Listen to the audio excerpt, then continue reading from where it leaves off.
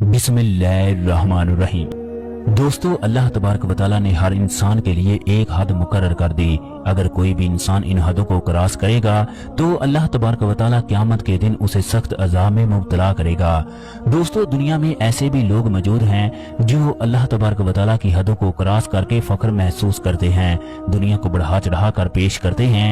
ये लोग अल्लाह तबारक व तआला को ललकारते हैं, हम तेरी जमीन पर जो चाहें वो कर सकते हैं, हमें कोई भी रोकने वाला नहीं है।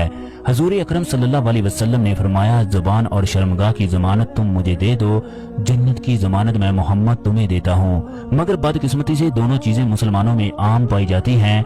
हजूर अकरम सल्लल्लाहु अलैहि वसल्लम ने फरमाया, जिस जगह मर्द और औरत तन्हाई में होंगे, तीसरा उनके दरमियान शैतान होगा। एक साहबी हजूर अकरम सल्लल्लाहु अलैहि वसल्लम से अर्ज करने लगे, या रसूल अल्लाह, वो दोनों नेक हों तो?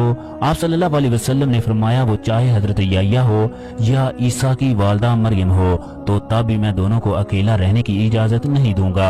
एक साहबी हजूर अकरम सल्लल्लाहु अलैहि वसल्लम की खिदमत में हाजिर होकर अर्ज करने लगे, या रसूल अल्लाह, मैं मुसलमान होना चाहता हूँ, मगर मेरी एक शर्त है, मैं ज़िना नहीं छोड़ सकता। या रसूल अल्लाह, मुझे ज़िना की इजाजत दी जाए। हजूर अकरम सल्लल्लाहु अलैहि वसल्लम ने उस सहाबी को अपने पास बिठा लिया, प्यार से समझाने लगे। आप सल्लल्लाहु अलैहि वसल्लम ने फरमाया, क्या तू पसंद करता है तेरी माँ के साथ कोई तमाम हदें पार करे? वो कहने लगा, या रसूल अल्लाह, मैं हरगज ये नहीं चाहूंगा। फिर आप सल्लल्लाहु अलैहि वसल्लम ने फरमाया, क्या तू पसंद करता है तेरी बहन के साथ कोई तमाम हदें पार करे?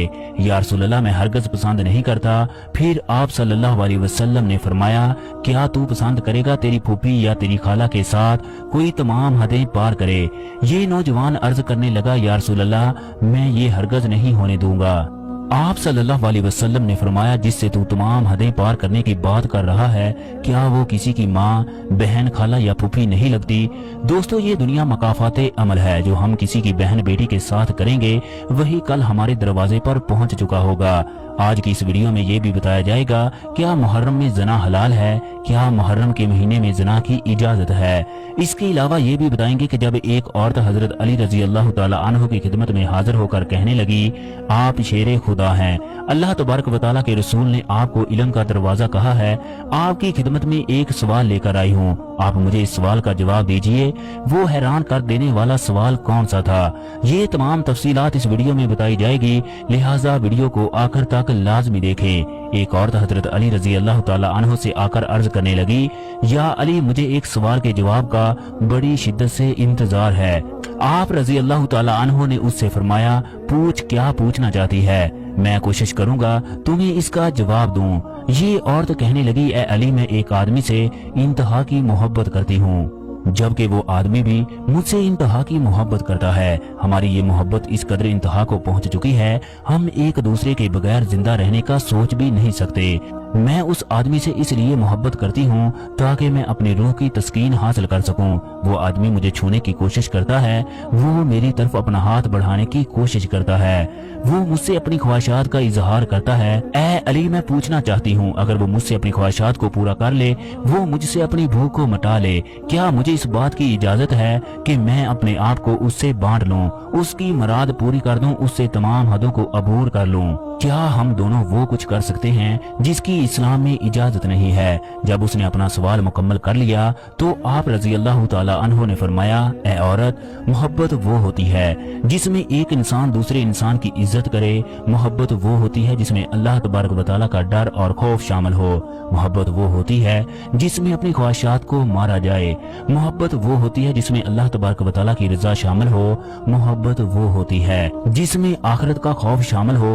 मोहब्बत वो होती है जिसको देखकर तुम्हें अल्लाह की याद आ जाए।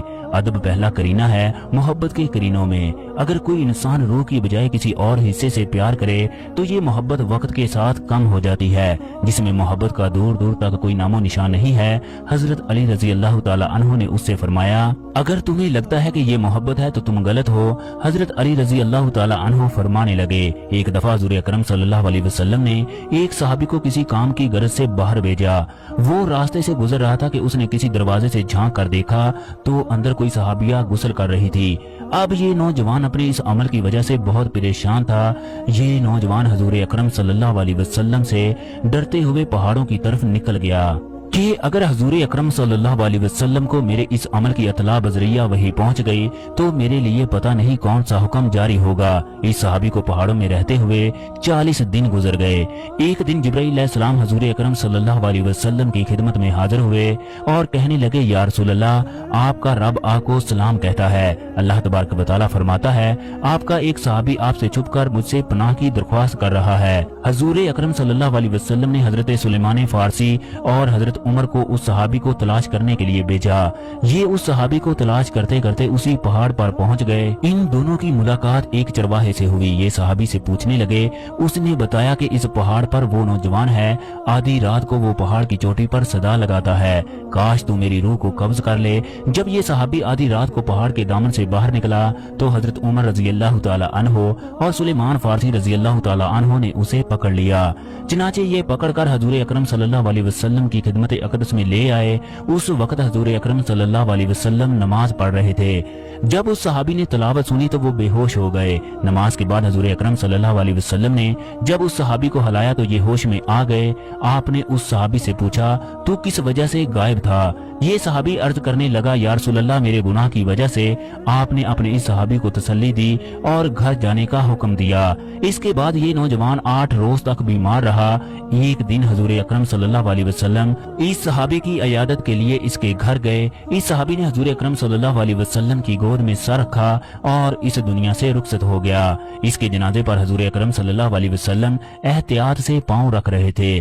حضور اکرم صلی اللہ علیہ وسلم سے جب اس بات کی وجہ پوچھی گئی تو آپ صلی اللہ علیہ وسلم نے فرمایا، میرے اس صحابی کے جنازے میں اس قدر فرشتے ہیں کہ زمین پر پاؤں رکھنا مشکل ہے۔ دوستو، اب ہم محرم کے دن کی بات کرتے ہیں جب شیعہ حضرات کے نزدیک زنا بالکل حلال ہوتا ہے۔ 10 محرم کی رات کو شیعہ حضرات ایک کمرے میں اکٹھے ہوتے ہیں۔ استغفر اللہ۔ اس دن یہ لوگ اللہ تبارک و تعالیٰ کی حدوں کو کراس کرتے ہیں۔ بہت سے شیعہ حضرات اس بات سے انکار کریں گے مگر یہ حقیقت پر مبنی ہے۔ اس دن ان لوگوں کے نزدیک رشتوں کی تمیز نہیں ہوتی، ان لوگوں کے درمیان رشتوں کی پہچان نہیں ہوتی۔ اس دن ان لوگوں کو کھلی چھٹی ہوتی ہے، بھائی بہن کے ساتھ، بیٹی باپ کے ساتھ جو چاہیں وہ کر سکتے۔